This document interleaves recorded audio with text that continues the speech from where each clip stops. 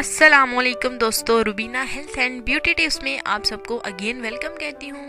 आज मैं आपको बहुत ही ज़बरदस्त और उम्दा किस्म का नुस्खा बताने जा रही हूँ। मेरे दोस्त कहीं भी मुझे इस वक्त सुन रहे हैं, पाकिस्तान में, इंडिया में, सो प्लीज़ आपने चैनल को सब्सक्राइब करना नहीं भूला, क्योंकि ऐसे नुस्खे कोई नहीं दे सकता, क्योंकि एकदम देसी है, इनमें कोई भी साइड इफ़ेक्ट नहीं है और जल्दी असर करने वाले नुस्खे हैं जो कि देसी हैं, घरेलू हैं, जो मैं आप सबके साथ शेयर करती हूँ। और आज का नुस्खा बहुत ही आसान है जो मैं आपको बताने जा रही हूँ। सर्दियों का सीज़न है, ठंडे पानी से देखिए नहाया नहीं जा सकता, जिसकी वजह से गर्म पानी से नहाते ही और जिस्म में ख़ारिश होना शुरू हो जाती है।